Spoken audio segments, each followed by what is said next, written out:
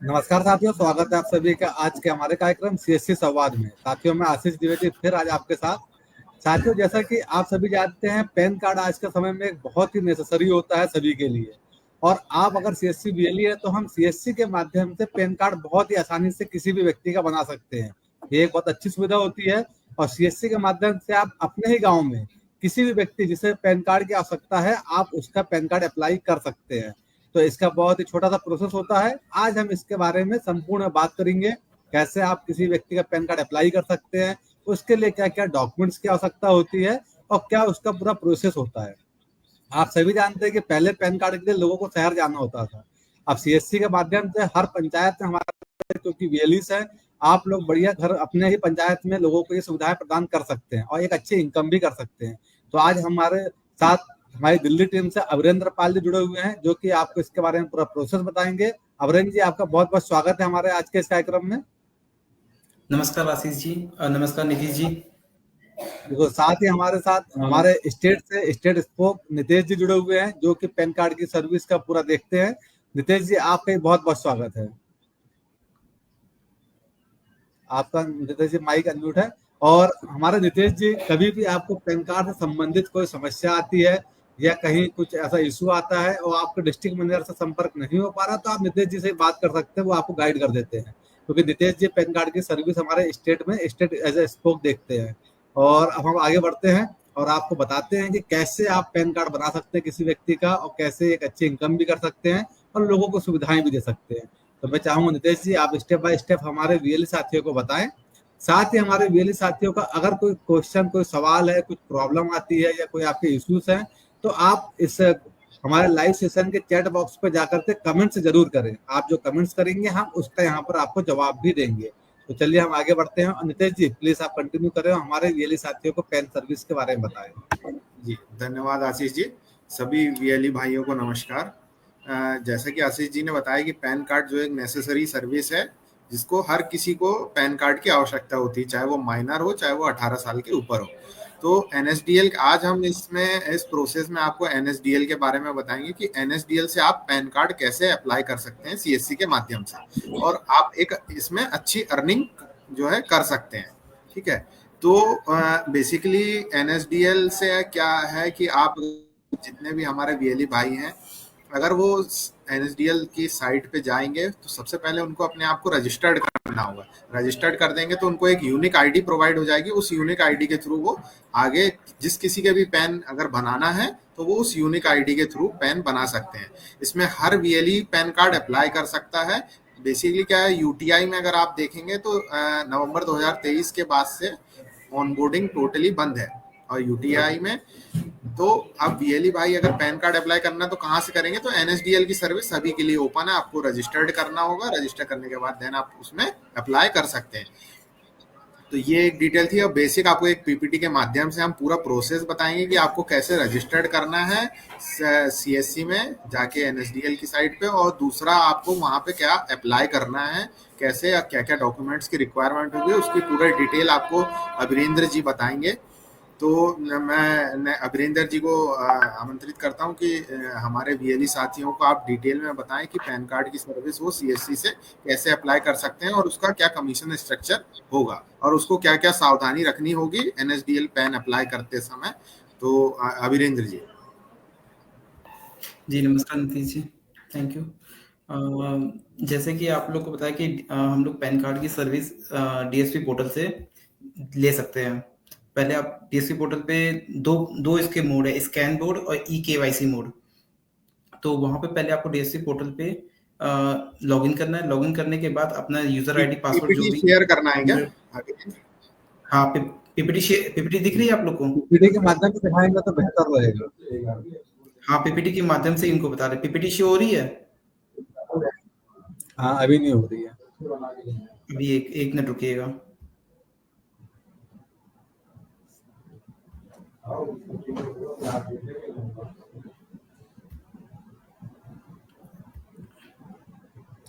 मेरा निवेदन है रवि जी, नितेश जी से कि एक बार आप देख ले, पीपीटी शेयर कर दें। पीपीटी अब शो हो रही है? देखिए आशीष जी। हाँ, रवि जी अभी उसे एक्सेप्ट करेंगे तब होगी वो एक। हाँ, अभी हो गई एक्सेप्ट। बिल्कुल, अब शो हो रही पीपीटी आपकी। ओके।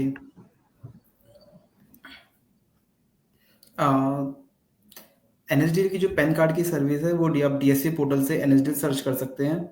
फिर उस पे 2 मोड है, स्कैन मोड और ई-केवाईसी मोड। ई-केवाईसी मोड में आपको इंस्टेंट 2 घंटे में आपको पैन जनरेट हो जाता है। स्कैन मोड में आपको 3 से 4 दिन में आपको मेल पे आएगा। इसके बाद आपके 10 दिन बाद आपके घर पे डिलीवर हो जाएगा। उससे पहले आपको डीएससी पोर्टल पे जाना है, अपना लॉगिन आईडी पासवर्ड यहाँ पे एंटर करना है। जब एंटर करने के बाद वहाँ पे आपको एनएसडीएल सर्च करना है, पैन एनएसडीएल। सर्च करने के बाद आपको यहाँ पे लॉगिन विद डिजिटल सेवा कनेक्ट पे आना है। फिर यहाँ पे आपको एक पोर्टल दिख जाएगा जिसमें जो आपको यहाँ पे कुछ बेसिक डिटेल्स आपसे मांगी जाएगी, जिसमें अगर आप न्यू एप्लीकेशन करते हो तो स्कैन कौन सा मोड आप चूज कर रहे हैं, स्कैन मोड या ई-केवाईसी मोड। फिर यहाँ पे आपको सेलेक्ट और टाइप करना पड़ेगा जिसमें आप सिर्फ इंडिविजुअली आता है, क्योंकि एनएसडीएल से सिर्फ आप इंडिविजुअली पेन बना सकते हैं। और कैटेगरी आपको सेलेक्ट करनी है कि और इसके पेन सेलेक्ट पेन टाइप कि आपको कौन सा फिजिकल चाहिए कि मेल पे चाहिए ओनली। यहाँ आपको अपना एज पर आधार जो आपकी डिटेल पे हो आधार में वो आपको नेम मेंशन करना है, फिर date of birth, mobile number and और ईमेल आईडी, फिर इसका सबमिट कर देना है। सबमिट करने के बाद ये 2 मोड है, ई-केवाईसी और scan based. Detail with the fetch Aadhaar applicant can not be changes detail. अगर आपको एज इट आधार की डिटेल चाहिए एग्जैक्टली तो वो आपको ई-केवाईसी मोड से मिल जाएगी। अगर कुछ भी आपको फोटो, साइन, सिग्नेचर और चेंजेस करने, मोबाइल नंबर चेंज करना है, ईमेल आईडी चेंज करनी है तो आप स्कैन बेस से आप कर सकते हैं। अभी आपको स्कैन बेस के बारे में बता रहे हैं।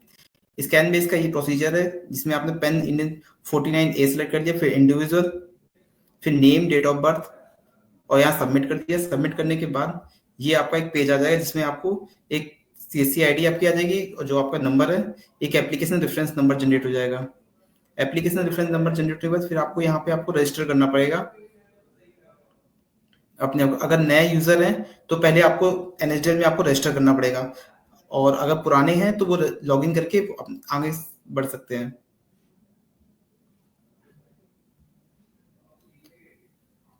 अपना मोबाइल नंबर डालें, मोबाइल नंबर बाद यहाँ पे ओटीपी आएगा, ओटीपी यहाँ सबमिट करें। सबमिट में फिर आप एनएसडीएल के पेज पे तुरंत आ जाएंगे। यहाँ आपको अपना आधार नंबर डालना है, नेम एज पर आधार जो आपके आधार में मेंशन हो, फिर सेलेक्ट ऑफ टाइटल, फिर name, date of birth, gender, ये आपको फिल करना है। फिल करने के बाद आगे यहाँ पे सबमिट करना है, फिर आगे बढ़ जाना है। फिर यहाँ आपका आ जाएगा लास्ट नेम, फादर नेम डालना है। अगर एज पर फादर नेम नहीं है तो आपको मदर नेम भी आप मेंशन कर सकते हैं। अगर सिंगल पर्सन है तो सैलरी इनकम वाले करेंगे, और नॉन जो जिनका नया पेन बन रहा है वो नो इनकम भी सिलेक्ट कर सकते हैं। फिर इसके बाद आपको आएगा टेलीफोन नंबर, ईमेल आईडी जो आपको मेंशन करना है, जिस एरिया में आप रहते हैं। जैसे अपने इंडिया का है तो 91 कोड आ जाएगा। यहाँ आपको मोबाइल नंबर और ईमेल आईडी आप मेंशन कर सकते हो। स्कैन बेस में आपको अपना एड्रेस फिल करना पड़ेगा, जिसमें आपका flat number, door number, name, residence, building. Amarendra ji, ऐसा कोई नेटवर्क इश्यू है आपके यहाँ? बीच में आवाज ब्रेक हो रही है। अभी स्लाइड सही चल रही है आशीष जी? हाँ, अभी तो सही चल रही है स्लाइड, बीच में थोड़ा डिस्टर्ब होता है कभी कभी। यहाँ रेजिडेंस एड्रेस में आप अपना एड्रेस मेंशन करेंगे जो एज पर आधार है, और फिर आपका एरिया कोड आ जाएगा जो ऑटोमेटिक, जैसे आप पिन कोड डालेंगे यहाँ ऑटोमेटिक आपका रेंज कोड आ जाएगा, एओ टाइप भी आ जाएगा आप किस एरिया से बिलोंग करते हैं।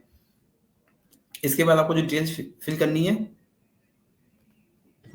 हाँ, इंडियन सिटीजन और सिटी, यहाँ आपका आ जाएगा इंडिया, यहाँ पे आ जाएगा जिस सिटी से आप बिलोंग करते हैं। फिर इसके बाद आपका आ जाएगा जो आपने डॉक्यूमेंट्स यहाँ पे अपलोड कर रहे हैं, आधार, जैसे आपने प्रूफ ऑफ आधार लगाया हुआ है तो आपको तीनों जगह आपको आधार मेंशन करना पड़ेगा। हाँ, फोटो सिग्नेचर में ये है कि फोटो आपको 50 KB से नीचे सबमिट करनी है, और सिग्नेचर भी आपको 20 KB से नीचे ही होने चाहिए। और इसके बाद आधार आपका 300 KB से नीचे ही इसमें अपलोड हो सकता है, 300 KB से ऊपर ये अटैच नहीं होगा। तो आपको ये ध्यान रखना है कि आधार आपका 300 KB से नीचे ही अटैच हो। प्लेस आपका जिस एरिया से आप बिलोंग करते हैं वो आपको प्लेस अपना डालना है। जैसे कि हम इस टाइम दिल्ली में बैठे, तो हम यहाँ पे मेंशन करेंगे न्यू दिल्ली। फिर इसके बाद आपका ओटीपी ई साइन हो जाएगा। ई साइन करने के लिए आपको रजिस्टर्ड मोबाइल नंबर की जरूरत पड़ेगी। आपका जो आधार नंबर है, जो आपका रजिस्टर्ड आधार, जो मोबाइल नंबर जो आधार से लिंक होगा, उसमें आपको यहाँ पे अपना आधार नंबर डालना है। आधार नंबर डालने के बाद वहां पे ओटीपी आएगा। ओटीपी से आपका वेरीफाई हो जाएगा। वेरीफाई करने के बाद आपका ई साइन सक्सेसफुल हो जाएगा। ई साइन सक्सेस होने के बाद फिर आपके पास ये पेज बन के आएगा। इसका मतलब आपका पेमेंट का वॉलेट का आ जाएगा, पे नाउ। फिर आप अपने वॉलेट पे जाएंगे, वॉलेट पे अपना वॉलेट पिन डालेंगे। वॉलेट पिन के बाद इसको सक्सेसफुल हो जाएगा ये। अगर आपका ट्रांजेक्शन जीरो आ जाता है इन केस, तो समझ लीजिए आपका ट्रांजेक्शन कुछ फेलियर है। अभिनंदन जी, आपकी वॉइस बहुत ब्रेक हो रही है, थोड़ा आप नेटवर्क का वो कीजिएगा। सर एक्चुअली यहाँ पे नेटवर्क के थोड़ा सा इशू है यहाँ पे, थोड़ा सा।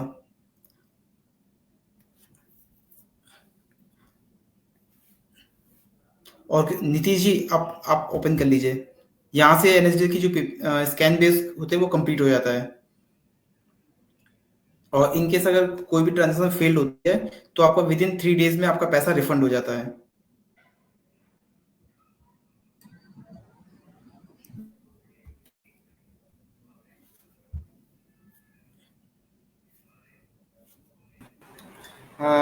ठीक है, पीपीटी तो कंप्लीट हो गई है। तो आप बेसिकली continue कर लीजिए। दो तीन चीजें इसमें ध्यान रखने वाली ये हैं।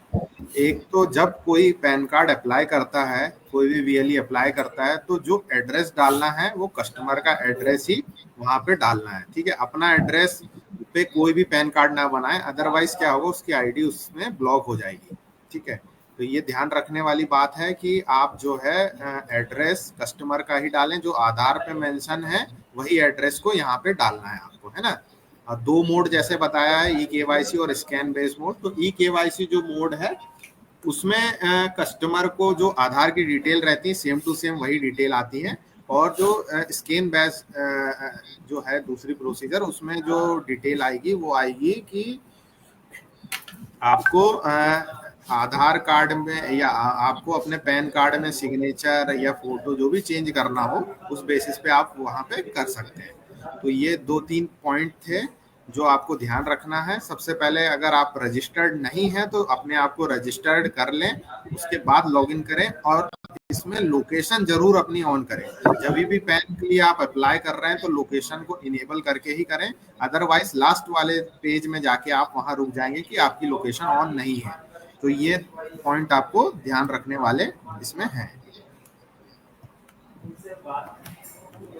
अब वीएलई के थोड़ा क्वेश्चंस ले लेते हैं। अभिरेंद्र, एक क्वेश्चन आया कि मान लीजिए अगर किसी का पैन कार्ड खो गया है तो उसको कैसे डाउनलोड करें दोबारा, या उसकी प्रोसीजर क्या है?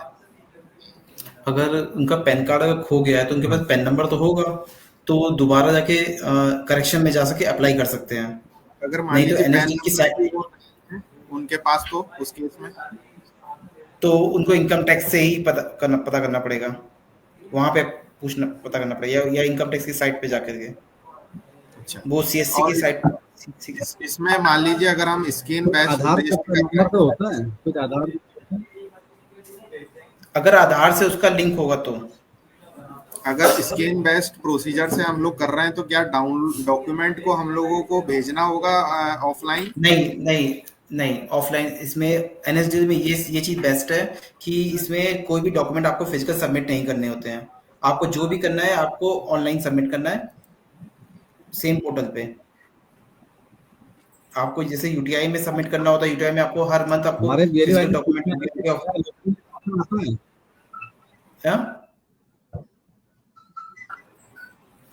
रीप्रिंट का ऑप्शन आता है इसमें, मतलब एक बार प्रिंट करने के बाद दोबारा प्रिंट करना चाहे पैन कार्ड तो क्या वो ऑप्शन है? ये एनएसडीएल की साइट पे है, सीएससी की साइट पे नहीं है। डीएससी पोर्टल पे हमारे नहीं है। एनएसडीएल की साइट से होता है। हाँ, एनएसडीएल की साइट से होता है। आप उस पे एनएसडीएल रीप्रिंट का ऑप्शन डालेंगे तो गूगल पे ऑटोमेटिक आ जाएगा। उसमें आपको date of birth, mobile number और नेम और आधार नंबर या फिर अगर जो पेन है उस पे आपके रजिस्टर्ड कुछ चार्जेस कटेंगे, उस चार्जेस कटने के बाद आपको ऑटोमेटिक आपको जनरेट हो जाएगा।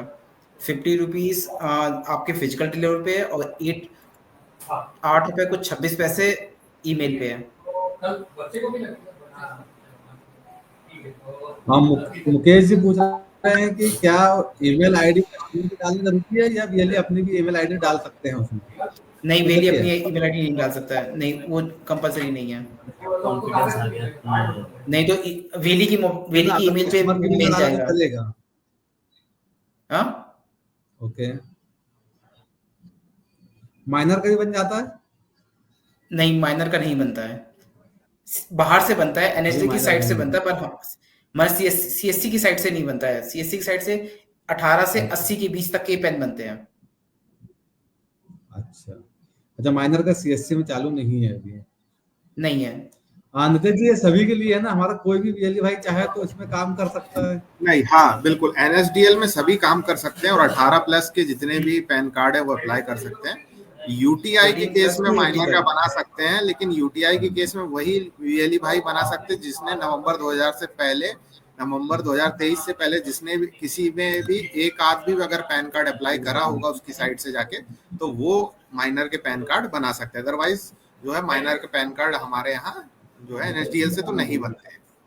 और नीतीश जी, इसमें एक ये भी है क्वेश्चन है, कि जो यूटीआई से ओटीपी क्यों नहीं आ रहा है मेरे मोबाइल में, राज जी का क्वेश्चन है, तो आप एक बार अपने डिस्ट्रिक्ट मैनेजर को मेल कर नहीं दीजिए नहीं कि मेरा पूरा। हाँ, नीतीश जी, आप इनसे कहिए कि मेल आईडी पे मेल कर दें। चैट बॉक्स में मेरी मेल आईडी मेंशन कर दे रहे हैं। बिल्कुल, अगर आपको किसी भी प्रकार का कोई इशू आता है तो अब आप जो है अभिरेंद्र जी की मेल आईडी चैट बॉक्स में डाल दे रहे हैं, वहां आप डायरेक्ट उनको मेल कर सकते हैं।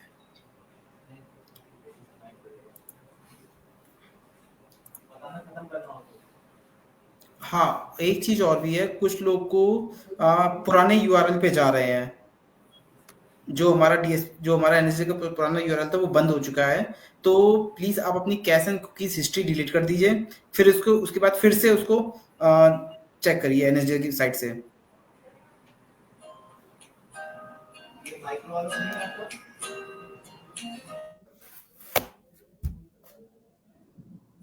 ये जो पीडीएफ है ना रुपेश जी, आपको जो डिस्ट्रिक्ट ग्रुप में आप जुड़े हैं वहां पर ये पीडीएफ आपको मिल जाएगी, कैसे करना है इसका प्रोसेस का। हमारे डिस्ट्रिक्ट मैनेजर के थ्रू आपको डिस्ट्रिक्ट ग्रुप में शेयर कर दी जाएगी। इसमें कमीशन क्या रहता है हमारे वीएलई भाइयों का? अभिनंदन जी, कमीशन पे हमारी चर्चा नहीं हुई शायद इसमें। कमीशन सर इसमें 10 रुपए वेली को इंस्टेंट मिल जाता है। स्टैंड? अच्छा। हाँ, इंस्टेंट कमीशन है इसमें। 96.86 कुछ VLE उनके का- वॉलेट से डिडक्ट होता है, और बाकी जो कि 107 रुपए चार्ज है, तो सीएससी का प्लस वेली का मिला के 13 रुपीज डिडक्ट होता है वेली के अमाउंट से, और उसको इंस्टेंट मिल जाता है। 10 रुपए लगभग इंस्टेंट कमीशन है इसमें, एक भी कार्ड अप्लाई हाँ, करने पर। एक पैन कार्ड के अप्लाई करने पे। ईमेल आईडी तो कंपलसरी नहीं है ना इसमें डालना? नहीं, कंपलसरी है। कंपलसरी है, तो मतलब जो कस्टमर की ईमेल कंपलसरी। आईडी नहीं, तो उसकी ईमेल आईडी बनाना पड़ेगा फिर? हाँ, उसकी ईमेल आईडी बनानी पड़ेगी, क्योंकि कल की डेट में अगर क्योंकि मेल पे पीडीएफ जाती है, जब पर्सन का फॉर्म फिल हो जाता है, उसके बाद उसके मेल पे एक एप्लीकेशन रेफरेंस नंबर और एक्ट नंबर जनरेट हो जाता है, वो उसकी मेल पे जाता है और मोबाइल नंबर पे जाता है। अच्छा, मतलब ये जरूरी है, जैसे आपके पास मुकेश जी आपने बार बार पूछा, तो जैसे आपके पास कोई कस्टमर आता है तो 2 मिनट का ही समय लगता है, आप उसका ईमेल बना देंगे, है ना? आप बना देंगे तो सही रहेगा वो। और एक हमारे बचन सिंह ने पूछा है कि जैसे पहले से किसी का कार्ड बना हुआ है तो क्या दोबारा अप्लाई हो जाता है कार्ड? हो जाता है? देखिए, दोबारा अप्लाई तो हो जाता है, मगर उसको इनकेस गलती से उसको नहीं पता है, उसने अप्लाई कर दिया है, तो अप्लाई करने में उसको वही कह रहे एक पैन हैं। कार्ड आपको सरेंडर करना पड़ेगा, वो भी इनकम टैक्स की अच्छा, डिपार्टमेंट में। अब उसको कौन सा पैन कार्ड अगर रखना है ये रिजेक्ट हो गया तो मेरे ख्याल से इसमें आपका पैसा रिफंड नहीं होगा फीस। नहीं अगर सर, इन्होंने अप्लाई क्योंकि किया है वो रिजेक्ट हुआ तो रिफंड होगा? ट्रांजेक्शन सक्सेसफुल है ना, और सक्सेसफुल ट्रांजेक्शन पे कोई रिफंड नहीं होता है।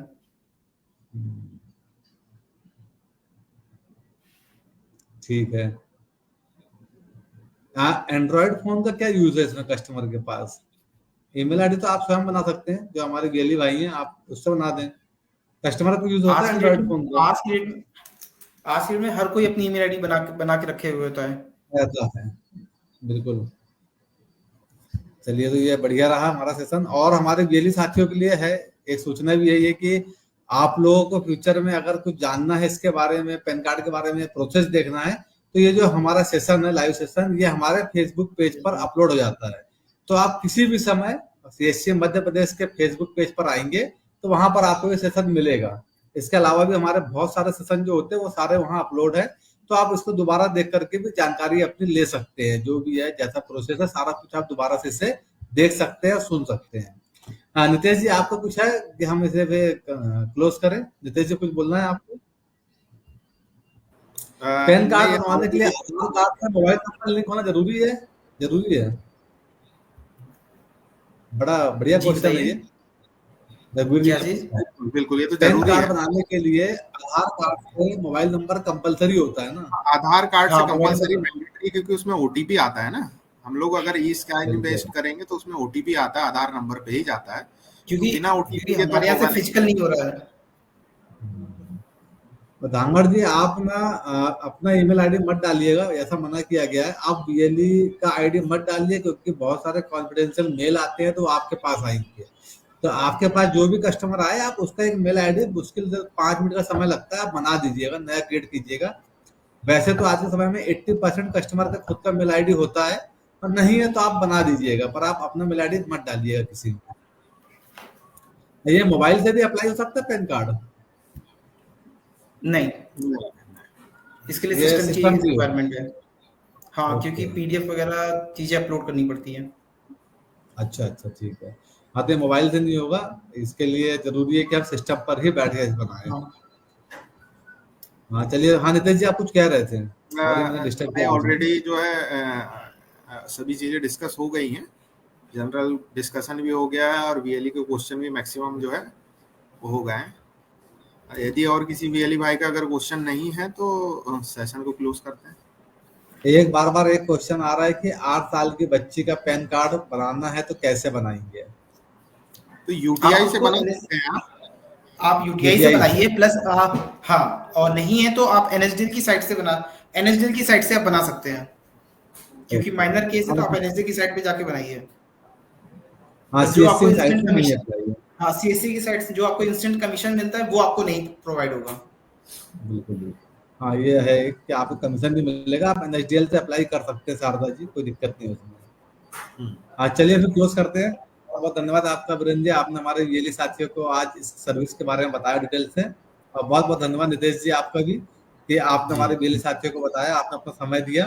और बहुत जल्दी हम फिर मिलेंगे हमारे सभी वीएलई साथियों से। तब तक के लिए नमस्कार। नमस्कार। नमस्कार।